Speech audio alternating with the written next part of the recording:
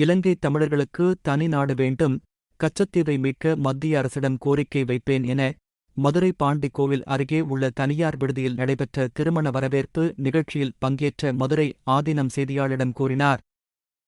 எந்தெந்த டிவி காட்டுங்க? இந்த புதிய தலைமுறை ஒன்று எனக்கு பிடிக்காது. ஒன்றும் இல்லாட்ட ஒன்று போடுறாங்க, ஒன்றுன்னா ரெண்டுன்னு போடுறாங்க. நம்ம சமயம் என்ன சொல்லுதுன்னா, எல்லா உயிரின் மேலும் அன்பே சிவம்னு சொல்லுது. அதில் ஆடு ஒளியெலாம் அறுக்கக்கூடாது. சுவாமியே சூரபத்மனை சேவலாகவும் மயிலாகவும் ஏற்றுக்கிட்டார்.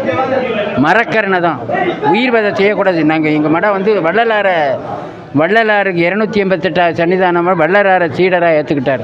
எங்கள் மடத்துக்குள்ளே தான் வள்ளலார் படமே இருக்குது. தினசரி பூஜை பண்ணுறேன். அதனால் நான் உயிர் வதை செய்கிறது மகா பாவம், செய்யக்கூடாது. அது முருகன் சன்னியில் செய்கிறது, அது ஏற்றுக்கொள்ள முடியாது. அதான் செய்யக்கூடாதுங்கிறலாம். அது எப்படி ஆக முடியும்? எப்போ அறுவடை வீடில் முதல் வீடுன்னு நம்ம புராணங்கள்லாம் சொல்லுது. யாராலும் என்னெல்லாமோ சொல்லுவாங்க, அதெல்லாம் ஏற்றுக்கிட முடியாது. முஸ்லீம் மதமும் கிறிஸ்துவ மதமும் வெளியிலேருந்து வந்த மதங்கள் தான். நம்ம ஒத்துமையாக இருக்கணுமே ஒழிய முஸ்லீம்கள் படையெடுத்து தான் அந்த மதம் வந்துச்சு. கிறிஸ்துவர்கள் இங்கே நாட்டு ஆளி தான், நம்ம ஆளுக தான் எல்லாருமே. முஸ்லீமும் நம்ம ஆளுக தான்.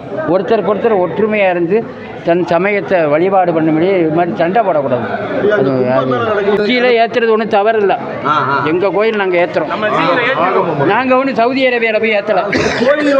இலங்கையில் நம்முடைய தமிழர்களை கொண்டுட்டாங்க. கொன்னது ராஜீவ்காந்தி அரசு. அதனால் நம்ம மோடி அரசு அது அங்கெல்லாம் அவங்களுக்கெல்லாம் வீடு கட்டி கொடுத்துருக்காங்க. ஆனால் இலங்கை தமிழர்களுக்கு தனிநாடு கிடைக்கணும். அதுக்காக தான் என் இலக்கு. அதுக்காக தான் நான் மோடிஜியை போய் பார்த்துக்கிட்டு இருக்கேன்.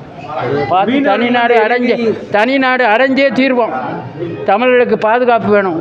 நம்ம மீனவர்கள்லாம் இப்படி போனதுக்கு காரணமே இந்திரா காந்தி தான் தூக்கி எடுத்து கச்சத்தீவை கொடுத்துடுது. கச்சத்தீவை மீட்போம், தமிழர்களுக்கு பாதுகாப்பு கொடுப்போம். இலங்கையில் தமிழர்களுக்குன்னு தமிழ்நாடு வேணும்.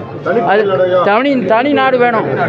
அதுக்கு என்ன கேட்குறாரு? இலங்கையில கேட்குறோம்.